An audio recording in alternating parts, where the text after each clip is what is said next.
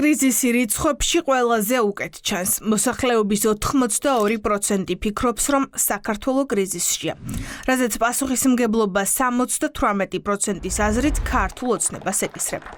გამოკითხულთა მეოთხედი კი პასუხისმგებლობას პირადად ბიძინა ივანიშვილს აკისრებს.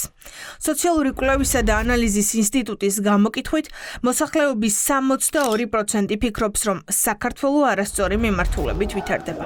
პროტესტი, დაკავებების და ძალადობის სერია და ერთპარტიული პარლამენტი კი ხალხის აზრით კრიზისს კიდევ უფრო ამძიმებს. ის რომ დღეს ჩვენ ცხოვრობთ კრიზისულ ვითარებაში, ეს ცხადია, ამ კრიზისიდან გამოსავალს უმრავლესობა ხედავს ახალი საპარლამენტო არჩევნების დანიშნვაში. ოცნების, ასე ვთქვათ, პოლიტიკური წონა შემცირდა 26 ოქტომბრის არჩევნების შემდეგ, შემცირდა დაახლოებით 8-9-10%-ით. არსებობს სივრცე ოპოზიციურ ფლანგზე პოლიტიკურ ძალთა აქტიურობისთვის, ახალი პოლიტიკური აქტორების გამოჩენისთვის. მოსახლეობის აზრით, მმართველ რეჟიმს არც ხალხის ნდობა აქვს, არც უნარი პოლიტიკური კრიზისი დაძლიოს. ამიტომ მოსახლეობის 62% ახალ არჩევნებს ითხოვს. 76% პოლიტპატიმრების გათავისუფლებას. ივანიშვილის პარტია ხალხის ნდობას და მხარდაჭერას სწრაფად კარგავს.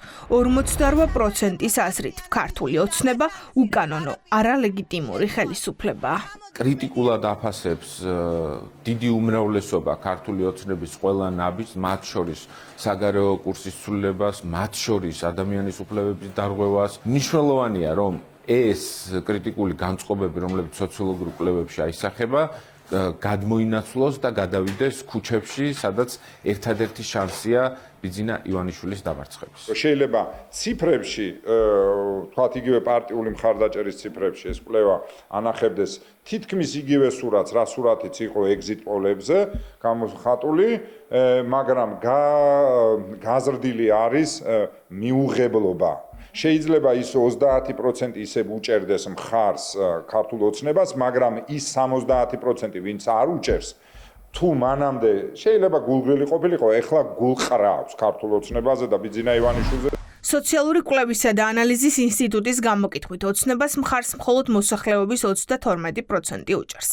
ბოლო არჩევნებით ივანიშვილის რეჟიმმა თითქმის 54% აიღო.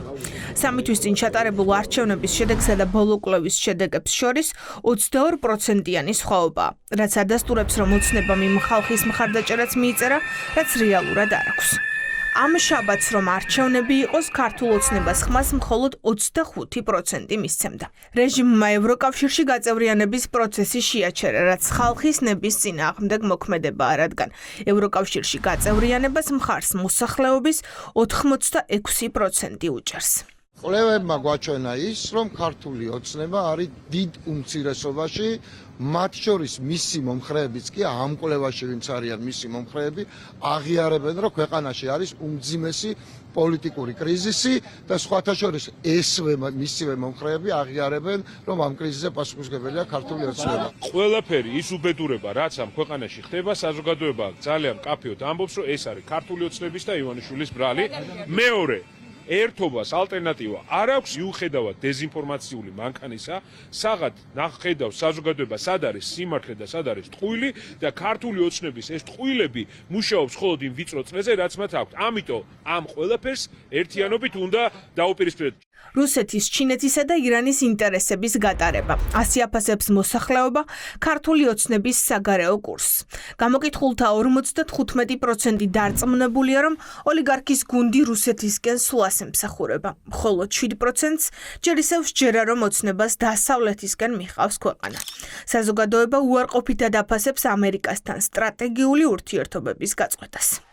ივანიშვილის რეჟიმმა, მათ შორის ქართული ოცნების ამორჩევლებშიც ბზარი გააჩინა, რამდენადაც მთავარი საკითხი, რომელიც ამ ქვეყნის მოქალაქეებს აერთიანებს, არის ევროკავშირში წევრობა და სწორედ აქ მიიტანა დარტყმა ივანიშვილის რეჟიმის წარმომადგენლება.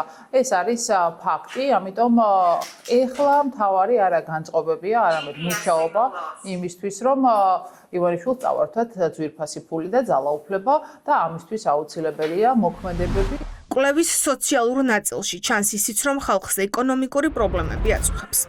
მაღალი ფასები და უმუშევრობა მთავარ გამოწვევებად არის დასახელებული. კვლევა 18-დან 30 იანვრამდე ჩატარდა. გამოიკითხა პირისპირ 2000 ადამიანი, ცდომილება 2,2%-ია.